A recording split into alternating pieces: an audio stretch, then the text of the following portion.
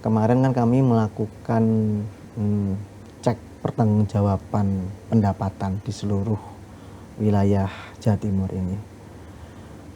Hari ini kita bisa naik sekitar 2 triliun. Karena apa? Ternyata banyak masyarakat Jawa Timur ini yang mendahului bayar pajak. Hebat nggak? Dari 100% pembayar pajak, kita ada 80 sampai dengan 85% yang aktif bayar pajak. Oh, oke. Tepuk tangan untuk warga Jawa Timur. Luar biasa. Apresiasi warga Jawa Timur. Terima kasih warga Jawa Timur.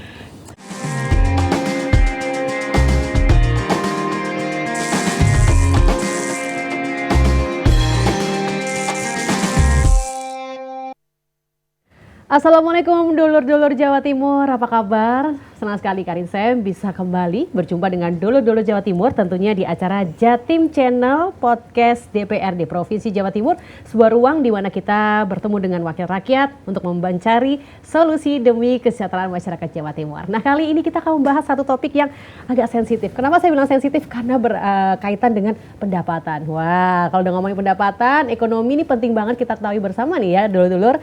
Ya, kita akan bahas soal optimalisasi pendapatan asli daerah atau PAD Jawa Timur tahun 2025.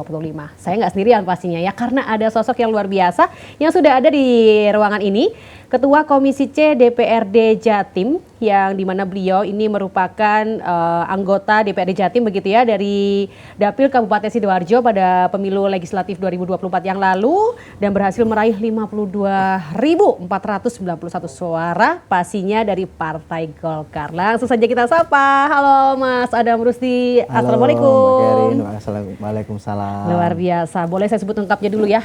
Oke. Mas Adam Rusdi, SPD MPD. Waduh, ini gelar luar biasa yang diraih oleh, panggilnya akrabnya apa nih? Mas Adam atau Cak Adam? Apa saja boleh, Mbak. Apa saja boleh. Mas Adam gimana hari ini kabarnya? Alhamdulillah baik, Mbak. Kita hari ini akan ngomongin sesuatu yang agak sensitif, nggak apa-apa ya? Boleh ya? Karena kalau bicara mengenai pendapatan itu karena menyangkut tentang kesejahteraan masyarakat, betul ya? Nah, Komisi C ini tupoksinya apa sih kalau mungkin dulur-dulur Jawa Timur perlu ketahui juga kesempatan ini? Memang Komisi C ini juga membahas terkait dengan pendapatan. Jadi, tapi bukan untuk pendapatannya Mbak Karin, pendapatannya orang-orang ya, ini khusus pendapatan Provinsi Jawa Timur. Nah, di samping itu kami juga berbicara tentang aset yang ada di Jawa Timur. Kemudian kami juga berbicara berkaitan dengan investasi secara nasional. Jadi kami juga berbicara terkait dengan pelayanan terkait dengan satu atap. Konteksnya itu kita berbicara terkait dengan pembahasan ekonomi makro dan ekonomi mikro. Gitu, Mbak. Wow, jadi sangat kompleks pasti ya, Kompleks. ekonomi makro dan mikro. Ekonomi mikro. Yang mikro dan makro itu mungkin seperti apa, mungkin bisa di-share? Kalau ekonomi makro mungkin kita berbicara tentang investasi ya. Di banyaknya investasi asing yang masuk ke Provinsi Jawa Timur, ini pasti akan mempengaruhi pendapatan kita. Karena dengan masuknya investasi asing ke Jawa Timur, otomatis akan membuka lapangan pekerjaan juga, dan juga membangkitkan roda perekonomian di warga sekitar, dan yang tidak kalah pentingnya retribusi pajaknya untuk pemerintah Provinsi Jawa Timur. Oh, jadi kalau mungkin diibaratkan kementerian ini kayak Menteri Keuangannya Jawa Timur begitu nggak sih? Enggak. Fungsinya hampir mirip nggak sih? Kan mengawasi keuangan gitu ya? Kami dari unsur legislatifnya. Jadi kita hanya melihat angka tapi nggak tahu duitnya. Cuma lihat angka aja. Lihat angkanya saja. Oh iya. Tapi kalau bicara mengenai kondisi sekarang yang ada di Jawa Timur, bagaimana untuk pendapatannya yang ada di Jawa Timur? Apakah sudah optimal atau mungkin kurang atau bagaimana? Sejauh ini masyarakat Jawa Timur ini saya menilai adalah masyarakat yang memiliki kesadaran pajak yang sangat tinggi, Mbak. Dari 100% pembayar pajak, kita ada 80 sampai dengan 85% yang aktif bayar pajak. Oh, oke. Tepuk tangan untuk warga Jawa Timur. Luar biasa. Apresiasi untuk warga Jawa Timur. Terima kasih warga Jawa Timur. Dan memang terkait dengan kondisi pendapatan Provinsi Jawa Timur hari ini, pendapatan asli daerah ini memang mengalami penurunan. Mengalami penurunannya bukan karena kinerja pemerintah Provinsi Jawa Timur, tapi karena berlakunya Undang-Undang HKPD nomor 1 tahun 2022 tentang hubungan keuangan pemerintah pusat dengan pemerintah daerah, di mana di sana terdapat option pajak yang hari ini ada pereduksian wilayah provinsi berapa dan wilayah kabupaten kota berapa. Jadi karena aturan tersebut akhirnya berdasarkan gedok APBD kemarin kita berkurang 4,1 triliun. Oh, berkurang 4,1 triliun. berarti lumayan ya? Ya, Oke, lumayan. baik. Nah, tapi kalau dengan adanya berlakunya undang-undang HKPD tersebut, itu apakah ada dampak terbesar dari fiskal Pemprov Jatim gitu? Ya, pasti ada hal-hal yang kemudian harus kami kurangi terkait dengan berkurangnya anggaran tersebut.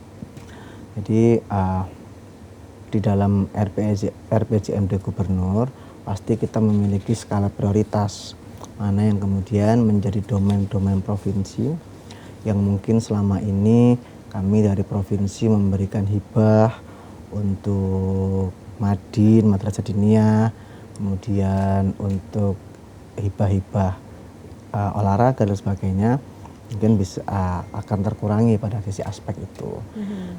Dan pada aspek-aspek lainnya semacam belanja kerja pemerintahan, rapat-rapat pasti juga akan terkurangi, termasuk juga dengan perjalanan dinas anggota DPR. Kami hari ini perjalanan dinas anggota DPR pun sebulan itu hanya 7 kali, 7 hari. 7 hari? Bukan 7 kali, 7 hari, hanya 7 hari. Jadi 3 hari di luar provinsi, 4 harinya dalam provinsi. Biasanya berapa memang? Dari yang sebelumnya itu di angka 13. Oh. 13 hari. Gitu, Mbak. Oke. Nah, tapi ngomong-ngomong kalau mau PAD nih ya, unsur dari PAD sendiri tuh dari mana aja sih? Pendapatan asli daerah itu tentu sektor pertama yang terbesar adalah pajak. Nah, pajak ini ada berbagai macam. Ada PKB. PKB bagi dulur-dulur Jawa Timur jangan hanya berpikir PKB ini Partai Kebangkitan Bangsa, tetapi pajak kendaraan bermotor gitu. Kemudian ada pajak BPNKB, biaya balik nama kendaraan bermotor. Ada juga pajak air permukaan. Ada juga pajak retribusi dan yang terakhir ada pajak mineral bukan logam dan batuan. Nah, hari ini yang menjadi baru dari provinsi berkaitan dengan option pajak ini adalah pajak MBLB, yaitu mineral bukan logam dan batuan. Nah, ini menjadi sesuatu yang baru bagi Provinsi Jawa Timur karena sebelum-sebelumnya Provinsi Jawa Timur tidak mendapatkan option pajak ini, sehingga saat ini kami bersama Badan Pendapatan Daerah bersama Bapenda berupaya untuk memaksimalkan potensi pajak MBLB ini. Pajak MBLB ini apa? Itu seperti pajak pertambangan galian C, Mbak. Jadi kayak batu kapur, batu pasir, batu andesit. Nah, itu sekarang option pajak 25%-nya masuk ke Provinsi Jawa Timur. Dari hitung-hitungan kalkulasi kami, seharusnya jika dihitung secara kertas itu bisa mencapai angka 95 miliar. 95 miliar. Tapi setelah kami kemarin koordinasi dengan Bapenda dan Bapenda berkoordinasi dengan pemerintah kabupaten kota, kemudian potensi ini menjadi menurun di angka 65 miliar. Nah, Dan repotnya lagi di angka 65 miliar ini serapan kita sampai hari ini rata-rata itu masih di bawah 10%. Sedangkan untuk sektor pajak PKB, pajak BPNKB, pajak air permukaan, pajak retribusi yang sudah kita jalani itu semuanya berjalan dengan baik di angka 30% semua ke atas. 30 sampai dengan 40% ya, tergantung wilayahnya. Nah, untuk MBLB ini kita masih di bawah 10% semua. Nah, sehingga hari ini kami dari Komisi C DPR Jatim mengikhtiarkan untuk memaksimalkan potensi pajak MBLB tersebut dengan berkoordinasi kepada seluruh Bapenda Kabupaten Kota dan pemerintahan Kabupaten Kota yang ada di wilayah Jawa Timur ini, dan berkoordinasi dengan Dinas Energi dan Sumber Daya Mineral untuk memastikan bagaimana cara yang efektif untuk memungut pajak tersebut. Karena kan pajak ini potensinya cukup besar. Dan di samping itu kami juga ingin memastikan juga bahwa para penambang hari ini yang sudah mendapatkan izin itu harus peduli terhadap lingkungannya. Betul. Karena efek tambang ini kan cukup besar. Nah, apalagi tambang-tambang ilegal.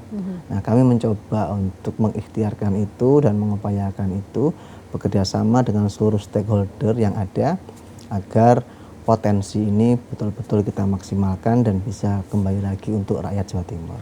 Oke, ngomong soal tambang nih, kendalanya apa nih yang menyebabkan mereka tidak bisa jadi potensi begitu?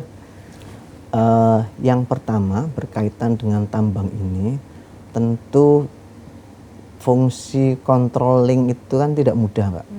Misal contoh ini, ketika tambang ini melakukan galian, otomatis kan hitungannya adalah per truk.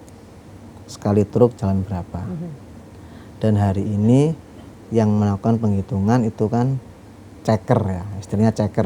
Nah, itu kan manusia, Mbak. Kita tidak tahu kejujurannya, ya semoga semua penambang ini jujur ya. Kan? Nah, apakah angka keluar masuknya truk, galinya dan lain sebagainya itu sesuai?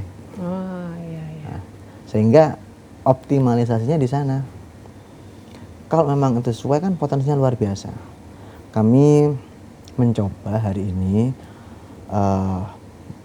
untuk mengkomunikasikan dengan seluruh para penambang ini tentang bagaimana potensi ini, dan kami pun juga ingin mendengar dari para penambang ini kira-kira kendala yang ada di lapangan itu apa.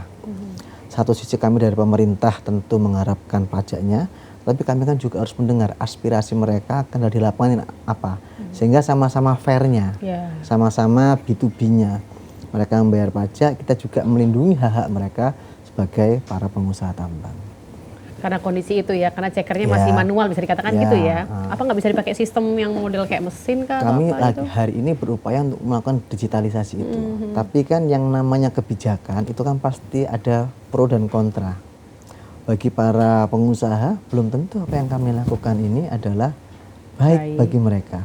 Dan belum tentu juga bagi para ceker itu, karena otomatis kan akan menghilangkan mata pencarian baru ini. Iya, benar sih. Jadi kami akan mencoba untuk mengkomunikasikan kira-kira win-win solusinya itu bagaimana.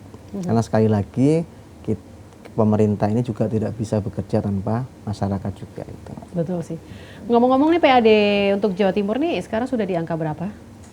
Sekarang PAD kita di angka 15-an. T ya? 15-an T. Oh.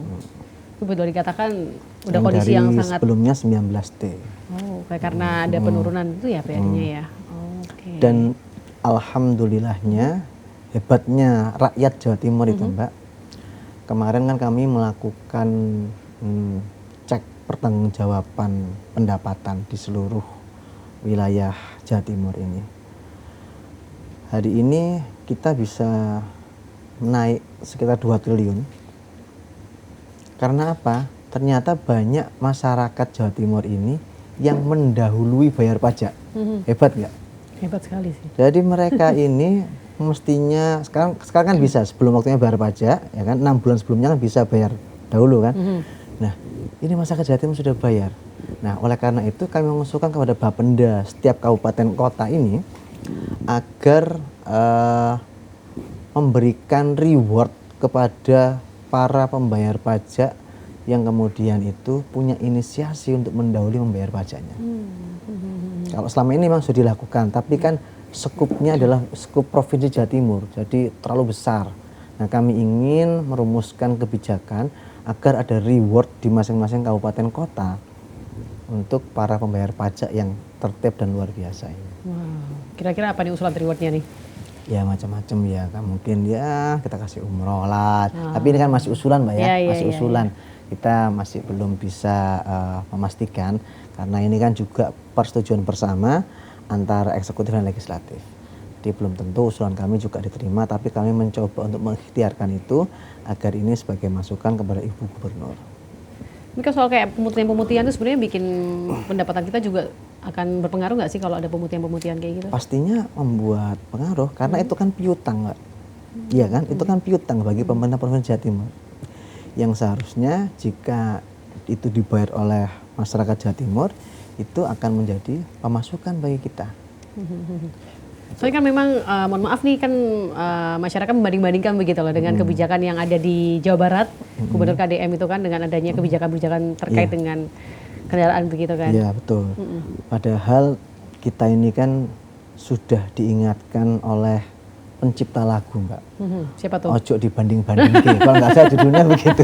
Ojo dibanding-bandingke. Nah, boleh dinyanyikan mungkin. itu yang agak nggak bisa nyanyi. Dek khawatirnya studio JTV bergetar ya. Nah, perbedaan antara Jabar dengan Jawa Timur itu ada pada masyarakatnya. Jadi masyarakat Jawa Timur ini yang taat bayar pajak itu sekitar 80 sampai dengan 85%. Wow, tinggi sekali ya. Sedangkan kami kemarin ke pemerintahan Provinsi Jawa Barat itu keaktifan masyarakat bayar pajak di Jawa Barat itu di angka 55 sampai dengan 60%. Oh, berarti lebih tinggi yang ada di Jawa Timur ya? Betul. Keaktifannya. Nah, artinya ada 40%-an sekian masyarakat Jawa Barat itu yang tidak taat bayar pajak. Nah, tentu ini kan berbeda case-nya dengan Jawa Timur. Ya, nah, ya. itu. Jadi nggak bisa dibanding-bandingkan ya? Bisa dibanding-bandingkan. Jangan. Nah, jadi kami betul-betul appreciate ketika kami memberikan apresiasi kepada masyarakat yang justru tidak taat bayar pajak. Ini kan tidak fair bagi masyarakat yang taat bayar pajak. Luar biasa. Saya mau kasih tepuk tangan dulu dong ya buat masyarakat Jawa Timur. Dulu Jawa Timur keren loh. Masyarakat Jawa Timur terbaik. Keren sekali, 80 sampai 85% ya. Betul. Keren, termasuk saya sih. Alhamdulillah. Saya juga keren nih. Alhamdulillah. Nah, tapi Mas, kalau ngomong-ngomong soal Jawa Timur nih yang memang kalau bicara soal komposisi tadi PAD tadi ya, mohon maaf ya. Itu yang paling besar itu untuk pajak yang mana? Yang pajak ikut PKB. Pajak PKB itu ya? Motor, ya. Oh, itu yang paling besar. Tertinggi. Oke, kalau mungkin nomor 2-nya apa? BPNKB. Itu BPNKB. Ya, kemudian baru yang galian itu. PAP, pajak air permukaan. Kemudian ada pajak retribusi. Yang paling terakhir sendiri pajak MPLB tadi itu, Mbak. Oh, oke. Baik. Nah, kita kan coba ngomong soal ini loh, Mas. Saya pernah sama BUMD.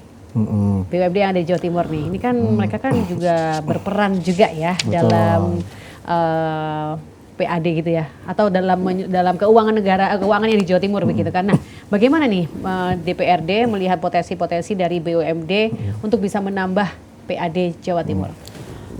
BUMD memang juga menjadi salah satu pendulang PAD bagi kita. Dan hari ini di Provinsi Jawa Timur pendulang PAD tertinggi itu adalah Bank Jatim. Bank Jatim, oke.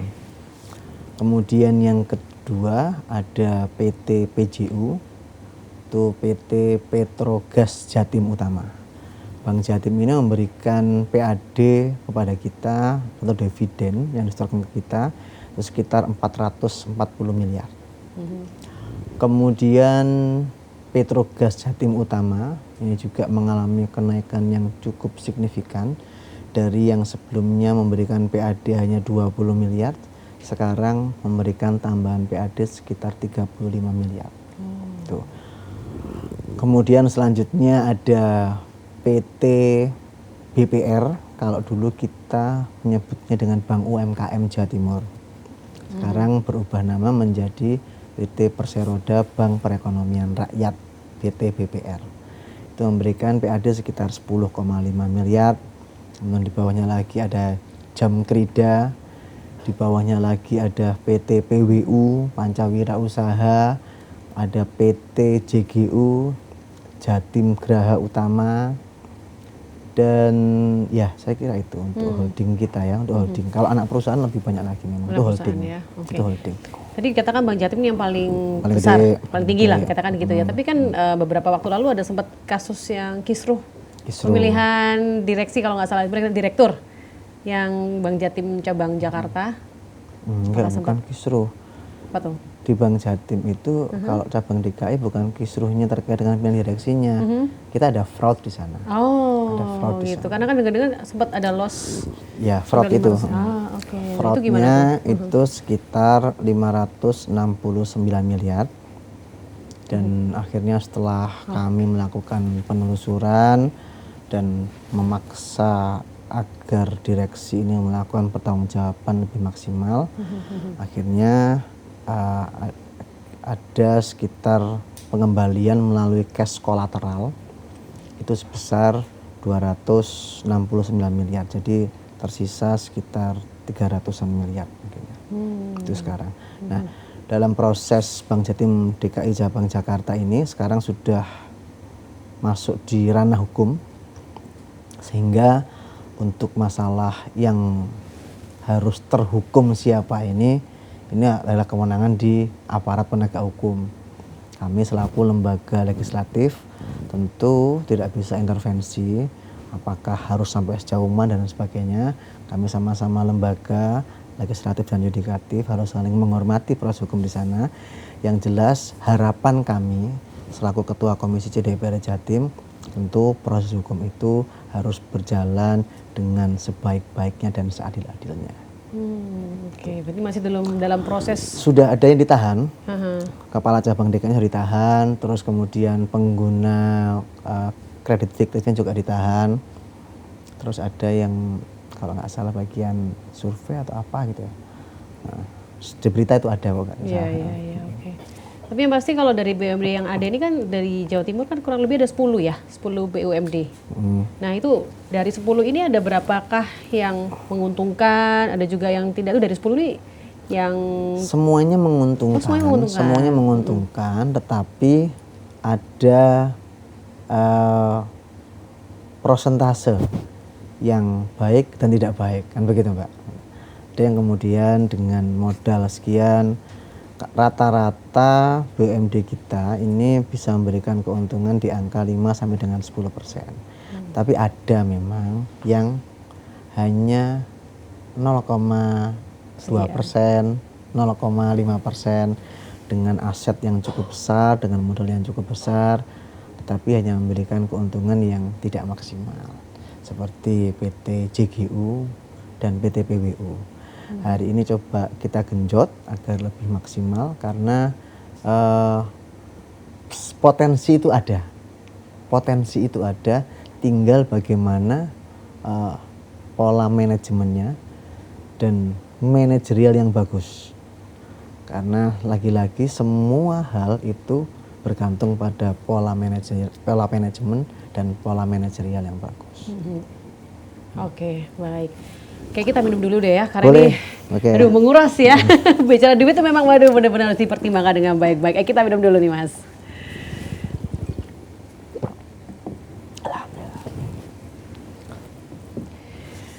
Oke Mas, jadi kalau ngomongin soal BUMD yang ada di Jawa Timur, kalau ngomongin bercandaan nih ya. Jadi kalau BUMD ini ibarat anak kos gitu, mungkin sekarang nih masih minta uang saku gitu ke orang tuanya gitu ya, belum bisa kasih hasil panen ke orang tua gitu nggak sih? Ada yang sudah mandiri. Jadi nggak semuanya ya? Tidak semuanya. Jadi memang ada beberapa yang kemudian ibaratnya ini masih bergantung kepada pemerintah Provinsi Jawa Timur. Ada yang seperti itu. Sebenarnya untuk penambahan modal sudah tidak ada lagi ya, karena sudah cukup lama. Cuman kan ekspektasi kita dengan modal yang cukup besar itu, tentunya ada sebuah hasil yang diraih di situ. Tapi masih banyak yang belum maksimal. Kalau hari ini kita melihat Bank Jatim, PJU, Bank BPR, PT Jam Kerida, semuanya mengalami peningkatan yang luar biasa. Bagus, secara kinerja bagus, dan oke lah, performance-nya oke. Oke. Nah, apa namanya, kalau ngomong soal Bang Jatim lagi, ini kan ada pemilihan direksi untuk Bank Jatim ini, apakah sudah dilantik atau mungkin masih dalam proses menentukan siapa Kemarin siapanya gitu? Bank Jatim melakukan RUPS di tanggal 22 Mei. 22 Mei, 22 beberapa hari yang lalu ya. Dan sudah terpilih direktur utamanya. Tetapi untuk bank ini kan berbeda dengan BUMD yang lainnya. Karena walaupun sudah terpilih di RUPS, itu masih ada tes lagi di OJK. Dan di Otoritas Jasa Keuangan, apakah yang bersangkutan ini layak atau tidak, itu nanti OJK yang menentukan. Bertahap ya Bertahap, prosesnya ya, benar-benar terseleksi betul, begitu ya. betul. Keren Nah, sekali. tentu harapan kami terhadap direksi dan komisaris yang baru ini, jangan sampai terulang kembali fraud yang kemarin itu. Makanya kemarin Komisi C itu memberikan rekomendasi kepada pemerintah Provinsi Jawa Timur agar betul-betul memperhatikan pola pengawasan, karena fraud kita ini di sini pengawasan, karena minimnya pengawasan. Ya, jadi kami memberikan masukan-masukan seperti itu, termasuk komposisi internal dan eksternal. Nah, kemarin kan kita ini kan menggunakan banyak pihak eksternal. Dari 7 direksi, 5 dari eksternal, 2 dari Bank Jatim. Kalau yang sekarang ada 8 direksi, 5 dari internal dan 3 dari eksternal. Nah, harapan kami yang kemarin, yang namanya kita naturalisasi pemain, kalau main bola ini kan, kita pasti berharap prestasinya lebih bagus lagi dong. Ya kan? Tetapi faktanya justru kemarin itu Bank Jatim mengalami fraud terbesar sepanjang sejarah. Dan kami tidak ingin itu terjadi lagi. Ya, benar. Kami tidak ingin itu terjadi lagi. Karena kasihan teman-teman ini yang sudah bekerja, tetapi ada yang oknum-oknum yang memanfaatkan hal-hal seperti itu. Gitu. Tapi Komisi C ini ikutan berperan nggak dalam memilih direksi di Bank Jatim? Nggak berperan. Tidak Beda. ada ya? Beda ya? Ada tim sel dan RUPS. Oke, jadi tim sel yang memilih jajaran direksinya dan komisarisnya, yang menentukan di rapat umum pemegang saham itu di RUPS itu. Tapi bisa ikut mengawal juga nggak kira-kira, mungkin kayak ikut memonitor, ikut memberikan masukan begitu, supaya terpilih yang terbaik begitu? Kalau untuk menentukan nggak bisa kami, tapi kalau hanya untuk memberikan masukan, memberikan gambaran, termasuk kemarin kami juga memanggil tim sel agar mendengarkan bagaimana sih fraudnya Bank Jatim ini, biar dengar langsung dari jajaran direksi yang lama, bagaimana cara komisaris ini mengawasi ini. Jadi agar tim sel ini memilih itu bukan hanya dari raport kompetensinya, dari rekam jejaknya, tetapi juga harus tahu bagaimana proses pengawasan internalnya. Berarti tim sel datang ke Komisi C gitu? Nah, fraudnya Bank Jatim DKI Cabang Jakarta itu kan karena kita mengambil orang luar dari kepala cabang Bank Maspion. Secara nilai bagus, rekam jejak oke, tapi faktanya justru beliau itu yang melakukan kredit fiktif dan bekerja sama dengan pihak luar untuk membobol Bank Jatim. Nah, artinya kami ingin menyampaikan kepada tim sel, ini cara pengawasanmu yang harus kamu perhatikan itu ini. Jangan sampai terulang lagi. Karena polanya seperti ini sudah sangat jelas, ketika besok ada hal yang seperti ini, ada alarm bagi Bank Jatim. Berbunyi, oh ini tidak cocok ini, jangan teruskan. Harapan kami seperti itu, Mbak. Tapi tim selnya dengar-dengar nggak datang ya? Atau datang nggak sih waktu itu? Nggak datang. Nggak datang? Macet mungkin ya. Itu sayang sekali, kenapa sih tim sel nggak datang gitu kan? Mungkin tapi, lagi latihan. Lagi latihan, mempersiapkan naskah begitu ya. Ngomong-ngomong nih dari Komisi C nih, ada nggak sih strategi konkret supaya BUMD yang ada di Jawa Timur ini bisa lebih produktif gitu ya, supaya nggak jadi beban dari APBD, supaya bisa jalan sendiri, mandiri, dan bisa yang lainnya bisa balance dengan baik gitu mungkin? Seluruh BUMD kami harapkan untuk membuat bisnis plan ke depannya. Jadi dan dari bisnis plan tersebut kira-kira kami dari komisi C itu bisa mensupport apa? Contoh mungkin kita bisa memberikan support kebijakan. Kami hari ini semisal contoh ya, ini salah satu case kecil saja untuk Bank Jatim dan Bank UMKM aja. Dan ini juga bisa memberikan pelajaran untuk semua. Kami mencoba menginisiasi namanya Simple, simpanan pelajar, dengan mewajibkan seluruh pelajar yang ada di Jawa Timur ini untuk menabung di Bank Jatim ataupun di Bank UMKM. Nah, satu sisi kita memberikan edukasi kepada para siswa untuk menabung, satu sisi ini kan juga bisa sebagai rotasi perputaran uang yang ada di Bank Jatim dan Bank UMKM, menambah para debitur di sini, sehingga perputarannya juga akan semakin bagus, stabilisasi jalannya perusahaan juga semakin bagus. Oke, Mas, kita ngomong soal ini nih, pemangkasan anggaran. Ya, ini ada pemangkasan sampai 40% ya, betul ya? Ini nih, gimana kira-kira tanggapan dari masyarakat, khususnya warga di dapilnya Mas Adam nih, dengan adanya pemangkasan anggaran ini tentu tidak berdampak di masyarakat ya, yang berdampak di kami, karena kami dilarang untuk mengurangi kegiatan kunjungan, mengurangi kegiatan-kegiatan seremonial, dan mengurangi persediaan alat tulis kantor dan sebagainya, macam-macam itulah Mbak. Untuk dampak langsung ke masyarakat saya kira tidak ada. Oke, soalnya kan Mbaknya berdampak nggak berdampak kan? sedikit. Apa dampaknya apa? Coba dampaknya apa? Saya Dampaknya pengen tahu, berkurang soalnya biar jadinya pengen kan. dengar juga. Oke.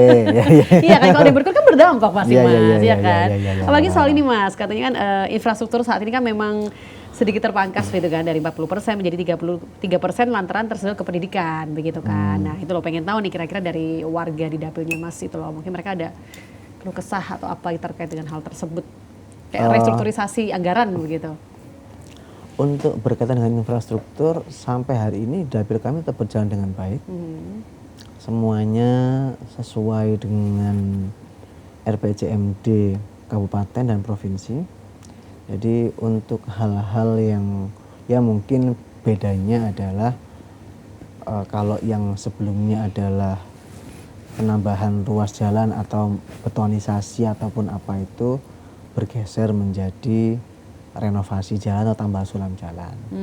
Tapi secara kinerja memang kami hari ini berikhtiar, jadi bersyukurnya kami connect dengan pemerintah Kabupaten Sidoarjo, sehingga sama-sama kita saling bersinergi untuk melakukan pembangunan yang ada di Kabupaten Sidoarjo. Memang tidak bisa BIM salah BIM ya, semua jalan se-Kabupaten Sidoarjo. Saya tahu kalau hari ini di sosmednya Kabupaten Sidoarjo itu yang namanya jalan jeglong, yang namanya apa, banjir itu luar biasa. Tapi kami berikhtiar betul, dengan hari ini kami melakukan normalisasi sungai, pembangunan tambal sulam jalan, kami terus ikhtiarkan, dan insya Allah di tahun ini kami bersama-sama dengan pusat, bersama-sama dengan provinsi dan Kabupaten Sidoarjo ada hal yang disinergikan, semacam pembangunan jembatan layang gendangan, kemudian penyelesaian permasalahan banjir yang ada di Waru dan Tanggulangin. Itu kami sinergi bersama-sama, karena kalau anggaran Kabupaten Sidoarjo saja tidak cukup Mbak, Harus ada bantuan ya. nah, harus bareng-bareng. Anggaran provinsi saja juga nggak cukup. Nah, ini saling gotong royong, dan alhamdulillah hari ini semua stakeholder terkomunikasikan dengan baik. Jembatan gendangan akan dibangun nih berarti? Insya Allah. Wah, Tahun kabar depan. baik nih Mulai ya. akan dieksekusi tahun depan. Oke, emang anggarannya sudah digodok atau sudah diketok palu? Sudah akan digodok. Tapi insya Allah tahun depan akan mulai dieksekusi. Tuh. Oh, oke. Jadi mungkin masyarakat akan lebih pusing lagi selama 2 tahun bangun ya. Yang Allah aja segitunya ya. Akan lebih pusing ya. Sementara. Ya, tapi sementara. Sabar Betul, dulu, betul, sabar betul. dulu. Oke, tapi ngomong-ngomong soal efisiensi anggaran ini kan yang dari pusat. ya kan? Nah itu kira-kira pengaruhnya ke Jawa Timur ada nggak sih? Ada lah pasti ya, pasti semuanya. ada ya. Aturan efisiensi ini berlaku untuk pusat dan kabupaten, semuanya. Jadi ada memang hal-hal yang dipangkas di dalam anggaran tersebut. Ya tadi yang saya sampaikan itu, anggaran perjalanan. Yang harusnya 13 kali, dia cuma tinggal 7 hari aja. Ya begitu-begitulah. Tapi pengalokasiannya benar-benar dipikirkan secara matang begitu ya? Ya, dan kita alihkan untuk ketahanan pangan, untuk infrastruktur juga kita alihkan juga. Iya, apalagi juga ada program ini kan, makan bergizi gratis itu. Ya. Itu anggarannya pasti akan lebih besar ya dibanding mungkin anggaran lainnya. Hari ini untuk program MBG itu semuanya dihandle dari pusat. Kita menyiapkan infrastrukturnya. Kita mempersiapkan infrastrukturnya. Oke. Jadi untuk anggaran utamanya di pusat. Tapi nih sekarang saya mau ngomong soal Mas Adam sendiri nih ya. Masih muda ya kan? Ya, kelihatannya aja. Kelihatannya, tapi bener kan ya, dulur-dulur muda banget loh ini dan tertarik terjun ke dunia politik dan di komisi lagi. Ini apa yang melatar belakangi begitu? Ada mungkin ada turunan dari kakek nenek juga yang orang anggota DPR atau gimana tuh? Yang bisa dipastikan saya ini keturunannya Nabi Adam. Oke, baik. Yang bisa dipastikan itu. Sama ya kita berarti. Dan memang alhamdulillah saya mulai mahasiswa, saya memang aktif di Badan Eksekutif Mahasiswa, juga aktif di organisasi ekstra himpunan mahasiswa Islam. Oke. Dan lulusan mana nih kalau boleh tahu, maaf saya potong. Lulusan Universitas Negeri Surabaya. Oh, UNESA, baik. Kemudian di era saya itu UNESA itu kampus salah satunya negeri. Oke. Karena lainnya kan nggak ada tulisan negerinya, Mbak. Oh iya benar. Terus kemudian? Dan kami aktif di Ikatan Cendekiawan Muslim juga. Kemudian saya kenal dengan Pak Adis Kadir, beliau mentor saya. Dan alhamdulillah sekarang beliau menjadi pimpinan DPR RI. Saya menjadi ketua Komisi C DPR Jatim. Keren. Jadi saya mulai kenal beliau mulai 2008. Kami sama-sama berkarir dari nol. Beliau 2009 jadi DPRD Kota. Saya masih menjadi timnya. 2014 beliau terpilih DPR RI. Saya menjadi tenaga ahli beliau. Tahun 2019 Pak Adis terpilih kembali lagi menjadi DPR RI. Saya terpilih DPRD Provinsi. 2024 Pak Adis wakil ketua DPR RI, saya ketua Komisi C DPR. Ini kayak ngekor terus ya prestasinya ya, luar biasa loh. Alhamdulillah barokahnya. Barokahnya ya, luar biasa. Jadi memang terjun di dunia politik ini memang sudah panggilan jiwa gitu ya, kalau saya lihat. Rasanya seperti itu. Rasanya begitu. Jodohnya, Mbak. Jodohnya begitu Jodohnya ya. di politik. Tapi begitu melihat kondisi masyarakat dan Mas Adam sendiri berada sebagai wakil rakyat begitu, ada nggak sih setiap malam kayak berusaha untuk ini kayaknya harus selesaiin deh ini gitu, kepikiran begitu nggak sih pasti? Kadang itu Mbak, saya itu pernah nongkrong bareng ya, ternyata saya sepemikiran dengan Bupati Sidoarjo. Ketika malam hujan, langsung kita pusing Mbak, aduh hujan lagi ini, banjir lagi ini, kepikiran lagi Mbak ke masyarakat Mbak. Gitu ya. Jadi gimana Mbak ya, yang namanya banjir ini kan pasti berdampak banyak Mbak ya. Kemana-mana. Sedangkan pemerintahan dengan swasta kan berbeda. Kami memiliki RPJMD yang kemudian harus terproses ya kan, harus terprosedur. Kalau swasta kan mungkin langsung bisa eksekusi ya kan. Ya benar. Kalau pemerintahan ini kan harus by proses, by prosedur semuanya. Dan tidak bisa langsung ya. Dan kita nggak mungkin kayak Bandung Bondowoso membangun dalam 1 hari kan nggak mungkin. Jadi sama-sama kalau kita hujan, ya Allah berdoa semoga nggak banjir ya Allah gitu lah, kira-kira begitu. Ya berarti boleh dibilang pawangnya hujan ya. bukan hujannya Mbak, nggak banjirnya. Iya pawang banjir berarti, pawang banjir. Hujan nggak apa-apa, hujan nggak apa-apa, karena hujan itu kan rezeki. Berkah ya, benar. Nih selama berperan sebagai wakil rakyat begitu ya di Komisi C DPRD Provinsi Jawa Timur nih, apa sambatan dari warga yang paling diingat? Kalau saya sih semuanya kami masukkan skala prioritas Mbak ya. Oke. Tidak ada yang paling hampir diingat dan sebagainya. Cuman ada satu momen saya waktu itu memberikan bantuan untuk warga, satu momen bedah rumah memberikan bantuan bedah rumah kepada warga di daerah Balung Bendo. Daerah Balung Bendo yang kami bantu ini nenek-nenek yang usianya 90 tahun. 90 tahun dan dia punya cucu SMP dan dia masih menghidupi cucunya itu. Mereka tinggal berdua? Tinggal berdua. Luar biasa kan Mbak, umur 90 tahun masih mau menghidupi cucunya dan dia mau bekerja menjadi asisten rumah tangga, membantu tangga-tangga. Etos kerjanya masih tinggi. Itu yang membuat saya benar, wah luar biasa, umur 90 tahun masih memiliki rasa tanggung jawab kepada cucunya.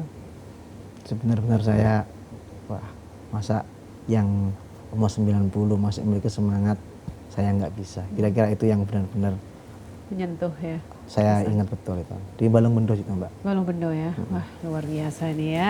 Bisa jadi contoh juga buat kita semua nih ya. Nah Mas, balik lagi nih soal topik kita optimalisasi nih ya. Apa nih strategi jangka panjang atau jangka menengah dulu lah. Jangka menengah dan juga panjang dari Komisi C untuk meningkatkan PAD. Yang pasti kami dari Komisi C ini sesuai dengan tupoksi kami. Kami berbeda dengan pemerintahan Mbak, yang kemudian harus punya program dan sebagainya. Kami pada fungsi aspek controlling, di mana kita memastikan agar eksekutif ini berjalan sesuai dengan rule dan aturan, dan memastikan kaidah-kaidah yang sesuai aturan tersebut kita jaga. Jangan sampai penempatan orang-orang yang ada di BUMD ini hanya berdasarkan kamu tim sukses saya, kemudian kamu mendapatkan posisi di situ. Boleh kamu memasang tim suksesmu, tetapi yang pertama dikedepankan adalah sisi profesionalitas, kapabilitas, dan integritas. Itu yang harus kemudian kita kedepankan. Terkait dengan sektor pajak, tentu seperti yang saya sampaikan tadi, kami terus berkoordinasi dengan Bapenda, Badan Pendapatan Daerah, baik itu di provinsi maupun kabupaten kota, untuk memaksimalkan dan mengoptimalkan potensi-potensi pajak yang hari ini menjadi kesepakatan option pajak melalui Undang-Undang HKBD tersebut. Dan untuk yang BUMD, tentu kami akan memastikan jalannya BUMD agar betul-betul sesuai dengan aturan, karena hari ini kami betul-betul Komisi C membuka lebar kepada seluruh BUMD untuk berkomunikasi dengan kami, dan termasuk segala permasalahannya.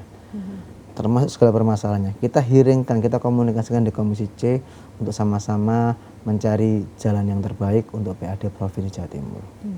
Harapannya Mas Adam sendiri terhadap pengelolaan PAD Provinsi Jawa Timur 2025 ini seperti apa nih Mas? Kami tentu berharap pada sisi pengelolaan PAD Jawa Timur ini, satu, karena ini PAD ini adalah pendapatan Provinsi Jawa Timur yang dipungut dari rakyat, sehingga harapan kami PAD ini dari rakyat, oleh rakyat, dan untuk rakyat. Jadi kami harus memastikan hal-hal ini sesuai dengan kebijakan yang ada dan bagaimana masyarakat betul-betul bisa merasakan pembayaran pajaknya. Jadi seperti infrastruktur dan sebagainya harus kita matangkan, dan untuk BUMD betul-betul kami kontrol dengan baik agar tidak terjadi mismanagement dan fraud di posisi manapun, di BUMD manapun.